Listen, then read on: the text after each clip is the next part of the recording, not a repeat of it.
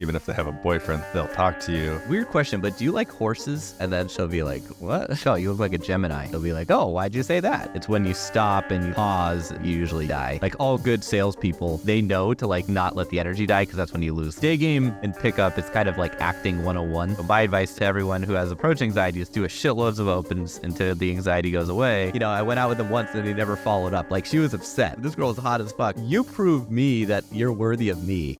Welcome to the Inner Confidence Podcast, where we bring you men's dating and lifestyle advice that doesn't suck. I'm your host, Robbie Kramer, a former collegiate golfer turned poker pro turned finance guy who became obsessed with learning about male-female attraction and dynamics and passionate about teaching men how to improve and optimize their love life. Tune in each week and we'll bring you the latest and greatest strategies on how to get more dates, how to build a thriving social circle that brings the best men and women into your life, how to become a better networker, and how to design a lifestyle that makes all your buddies jealous. If you're new to the show, I recommend you download my first date protocol. It's the best piece of content I have. It'll help you optimize your first date and subsequent dates. And I like to connect with my listeners personally. So if you want to grab a copy of that, please send me a direct message on Instagram. I'm at Robbie_Kramer. Now let's dive into this week's content. Explain assumption stacking for anyone who might not know. Okay, so context, like I studied this thing called the London Daygame model. It was Tom Torero had a really good podcast that I started listening to right after I got divorced like 4 years ago. He died.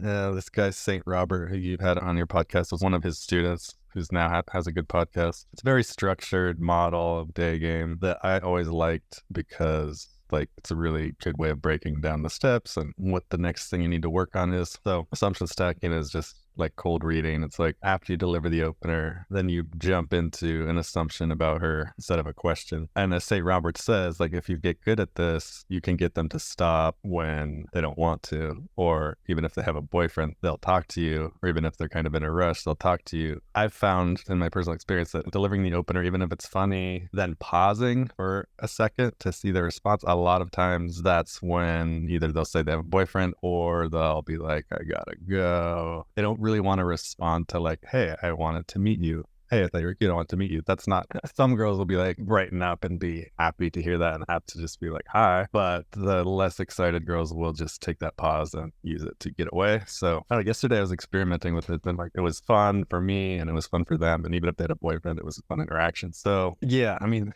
London Daygame model is very strict about certain things, like don't ask questions before a certain point. They call the hook point, which is when the girl asks you a question first. So kind of like a rule of thumb is don't ask a question until she asks you a question. Then after that, you can kind of relax and do whatever you want. I guess why I kind of started getting back into this is like also if my stack after the opener is a question, like where are you coming from, where you're going, or something like that. I think for me personally, it might work for other people, but like for me personally, it starts the conversation up with questions and then I just keep asking questions and it becomes like, as James Marshall would call it, like maybe like the creepy uncle, like asking the cute girl questions. Like, well, if you're going to do question, you have to do question filler. Yeah. And if you suck at filler, which is the hard thing to be good at, yeah, don't do question filler. Yeah. So I just wanted to share, you look like a lazy cat that just woke up a little hungover and is on the way to grab her morning coffee. Good. I like it. These are effectively cold reads, which is ideal. These are great. And the better you are at them, the better. But you look like Trinity from The Matrix, who must be on a mission to kill someone right now. That's good. Maybe a little bit, depending on the age of the girl, she might not know The Matrix. I feel like some of these younger girls may not know it. I don't know. I think she'll get the idea. I tried that the other day. Mm-hmm. I mean, it's fine. Even if they don't know who Trinity is, you're still going to say you look like you're on a mission. Kill someone. Yeah, so I tried. You look like a ninja as well, basically with the same idea. And then these are the two stacks he teaches his beginner students. So these last ones were a little more like advanced. Mm-hmm. These are more like basic or beginners. So you look so relaxed. I thought she's either coming from a yoga session or just smoked some weed. Most of his students prefer this one. So I've been using that. I used it a couple times yesterday. I might change it to like meditation or like something like, because I'm in the Bay Area, yoga is pretty basic. So it could be like Reiki or like some other thing that relaxes you. But yeah, I think it's good. I think it's fine. Yeah, I just wanted to check with you. These are great. Do you remember the horse girl opener? No. It's a great one back from Brad P. It's in the content, but this is really good for night game. as well. You can use it for day game. It could be after you approach. It could also be the opener, which is like, weird question, but do you like horses? And then she'll be like, what? Like, I ask because you look so much like this girl I went to like preschool and junior high with who was obsessed with horses. She would draw horses on her binder. She had like a horse backpack. She even like ride around on like one of those like stick horses and make horse noises and pretend she was a horse. We called her the weird horse girl. Is it you? Don't lie to me. It's fucking hilarious because you're like, you're really just negging her and making fun of her for being a weird fucking horse girl, but delivered like that, it's pretty entertaining. How do you transition? You open with that, so then At a bar, you'd be like, hey, random question, but do you like horses? Oh, okay. Right? And they say, yeah, you look exactly like this girl I went to preschool with. Is it you? Are you the weird horse girl? Like at the end, right? That's how you end it. Because at a bar, you don't really have to like open with a compliment because they know Exactly. kind of a yeah. I mean, you could do it for day game too. Yeah, but then at some point you have to make clear like why, if you're hitting on her or not. Oh, you could be like, horse girl was weird, but I always had a little crush on her. And then this other basic one, you look very artistic. I can already imagine you playing an instrument or making some weird paintings in your free time. I like the weird paintings. That's how it reminded me of the horse girl one. Yeah, I think weird paintings is the best part of that. I'm trying to adapt these to like American speak. Like we don't really say free time. Like that's not the way girls in the US talk, I don't think. But playing an instrument is also sort of boring. I was thinking like shredding a guitar or something like that. Like something a little more. The important thing on this one is the weird paintings. If she does play an instrument, which is fine, that's fine to say, but you're emphasizing the weird paintings because it's the neg, And then double stacking. So like he recommends, if you're gonna stack on geography, you say like you look Spanish or Italian. You say two different things, which I tried that yesterday and it definitely was fun. I think if you just guess one thing, it becomes a guessing game or whatever, like yes or no. Yeah, trying two different things is cool. You look exotic. I don't know if that's a word I can use in the bait. Yeah, probably not. Well, then there's like the work ones, like you look very serious, like a crazy lawyer or an accountant. If that didn't have the word crazy in there, it would be pretty boring, but I think he puts that in there a lot, weird or crazy, because like stacks are supposed to kind of like spike emotions as well as give her a topic to talk about. So I don't know, what do you think of that one? Anytime you're assuming, like any cold read, even if you're wrong, is great. It's chick crack, right? It's the same as being like, oh, you look like a Gemini, right? Even if she's not, she'll be like, oh, why'd you say that?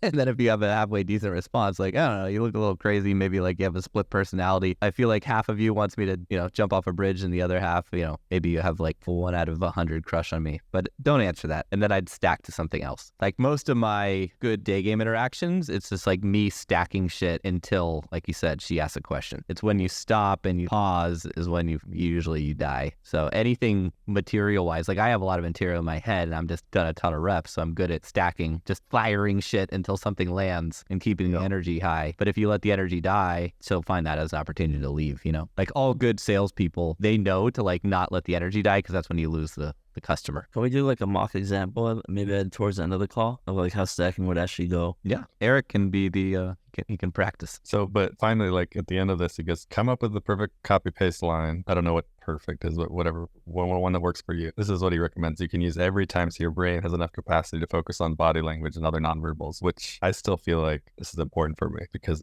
yeah, like potentially just having 1 or 2 lines and then not having to worry about what to say. Well, it's acting, right? Like good actors, what do they do first? They memorize their lines and then they focus on who they're being, right? Because if you don't know your lines, then you're thinking about your lines and you're in your head, and who you're being is a guy thinking about his lines, right? If you know your lines, then you're focused on your own emotions and your delivery and your body, all the things that actually matter, right? Day game and pickup, it's kind of like acting 101, right?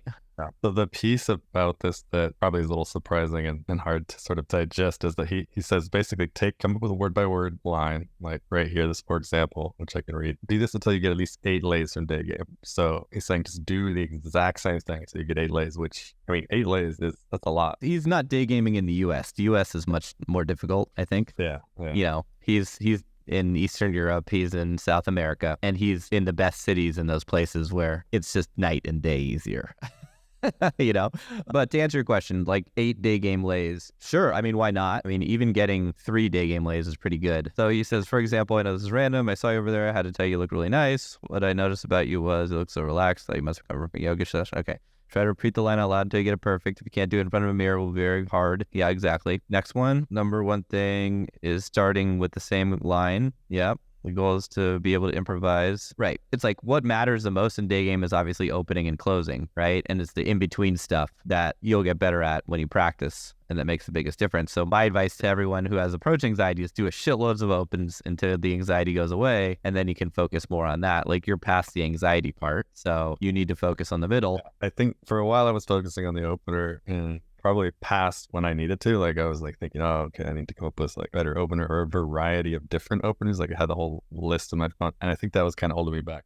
For sure. I I literally use two, not to be that guy or risk embarrassing myself. Those are the only two openers really I ever used. Sometimes I'd use a play-by-play, but that was only when it was like really speaking to me because it would be funny. But since I'd already like studied the London Daygame model, and theirs is really just this. I know this is really random, but I just saw you over there and had to tell you like nice, and I wanted to say hi. I like that more in Europe than I do in the US. It's I don't like the compliment in the US. I feel like the compliment's too nice guy. A compliment could be anything. It doesn't have to be nice. You don't like any compliment? No, I hate compliments unless it's like really speaking to you. I hate compliments because what you're doing is already a compliment. And when you give a compliment, right, it's like you're effectively lowering your status a bit. And I don't like doing things that'll lower my status, right? So that's why I like risk embarrassing myself, because it's more like I saw you and I had to risk I had to risk embarrassing the shit out of myself, or risk embarrassing the hell out of myself, or I just risk embarrassed to come over here and meet you. And then I'm gonna stack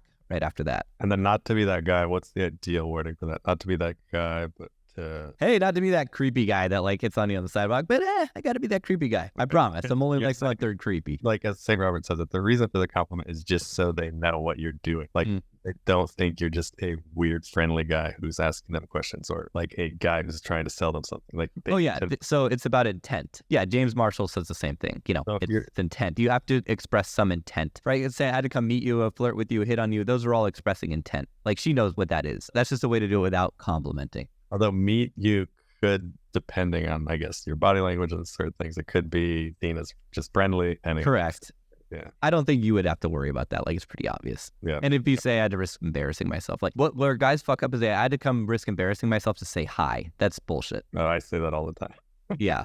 Because then they're like, hi, bye. So meet you is a lot different than had to come say hi. So you don't like the compliment, it's good in Europe, but it's too nice guy in the US? Personally, that's how I feel. But keep in mind, like this stuff is so nuanced for your own vibe and feelings. Like you can make any word work, right? Like it's your presence and your vibe that matters so much more. It's more about finding the words that will make you feel good and will make you come off as the most confident, cool, attractive version of yourself. So just because I don't like the word doesn't mean you should not use it. And I try to do my best to remove myself from the equation when I'm coaching. You have to play with that. Okay. Yeah. So anyway, whether it's this opener or those two other ones, those are cycling. Those are variations of those in my head when I was going out and focusing on those, which they don't really matter that much. All that matters is that you say hi and that you stop them and that you make it clear, like you said, intent. They know why you're talking to them. And then like the next step, the stack, whatever you say next is way more important. Like St. Robert's, that's what I noticed about you. It could be something else, but our question filler. But that's an important point that I'm at with Daygame. It's like if I know how to open, I need to stop thinking about it. Move on to the next thing. Not pause in between and not give them a chance to be like to leave or think this is weird. If you don't stack immediately, spike their emotions, give them something to talk about. You just make them want. It's just awkward. Totally. Yeah. It has been fun to have this realization and to start implementing it. Cool. Yeah. No, I think this is I'm really glad you shared this because I feel like this would benefit George a lot, where he's at, Sid a lot, probably Trevor as well, because you guys are all like, you're not Daygame newbies by this point. You also Charles, who probably crossed 1,000 approach barrier. Once you get the first sort of like 300 under your belt, then the anxiety is typically not so loud that you can start focusing on these other things. This is what really improves. I started off with, like, before I joined the program, I used to use these. When I used to say whatever I want versus when I used to use these, I didn't feel a huge difference. But maybe because I was like anxious while using the lines, so it wasn't really coming up. I would guess probably yes. The way I always found day game content to be helpful, I would always be on the lookout for new things. And when I would see something that would kind of spike my curiosity, I'd be like, ooh, that sounds like fun to try. I'll try that. And I just, it's about being a scientist out there. Yeah. And yeah, as you said, Sid, in the beginning, when you're nervous, it doesn't really matter what you do, right? Which is why I'll tell some students, like if they're really nervous, they have terrible anxiety, I'll tell them to go over and say just like, hey, I saw you and I have social anxiety and I just had to come and say hi and I'm going to run away now. That's never going to get any dates, but it will help you get over your approach anxiety, right? Because you'll get good reactions from that, like 9 out of 10 times. And you'll be like, oh, this isn't so hard. So, it's like where you're at on the day game journey is really important for what sort of tactics you use. I think you're right. Like I crossed 300 recently, and now I'm kind of like I've come to like 2 openers that I tend to use pretty frequently. But like when I hear something that I'm like, oh, that sounds interesting, maybe I'll tweak my line a little bit. Mm-hmm. Just to follow up real quick on this model. So the point of the stack, I mean, whether it's a stack or like you could phrase the stack as a question. The point is like after the opener, you do something to get her interested and stay. The point is to get a topic from her. So like, what about a connection point? I mean, they call it a topic. I don't know if it's necessarily a connection point. So like, okay, she says where she's from. She says what she does for work. She says what she's doing. Any of those things, that's when mentally you're like, choose the topic. Okay, she came from yoga. Yoga is the topic. She does do paintings. Painting's the topic. She's from Mexico. Mexico's the topic. Then you like tell a story about that. So you kind of talk for like a good minute about that topic and just kind of show that you have conversational skills, but the way the story is told involves her. So it's like one of the there's like 2 classic ones. Like one's like, she's like a lawyer. You're like, oh yeah, I used to know a lot of lawyers, or I used to date a girl who knew a lot of lawyers, and I know something about you guys. You very serious, you work very hard, long hours, but when it's time to relax, you guys go crazy, like freaking dance on tables, just pound tequila shots. You're not one of those girls, are you? It's a story, you're talking for a while, and it involves her, and it kind of, it's not just You've heard me do the nurse, flight attendant, teacher thing. It's almost identical. Yeah. Mm-hmm. Yeah, those are great. Or one of the other ones is like, oh, my friend went to Italy recently, went to this bar and met these 2 girls were being really friendly with them. They started buying him shots. They started just partying. And then all of a sudden, like he woke up in the morning in a park with his pants up and his wallet gone. They drugged his drink or whatever. Like, you're not one of those girls, are you?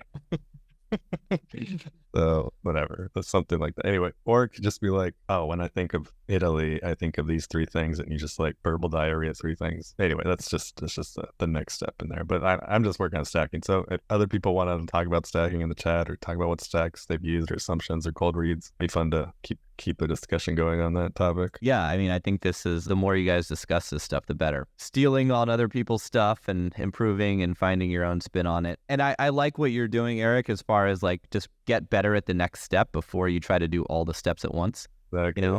Because you can get overwhelmed and you can get in your head. Yeah. Right? So it's just like we talked about. Memorize the lines so they don't feel like lines. You don't have to think about them, and then work on who you're being. In my experience with Daygame, it's like they usually went really well right off the get-go and it was easy, or I never heard from them again.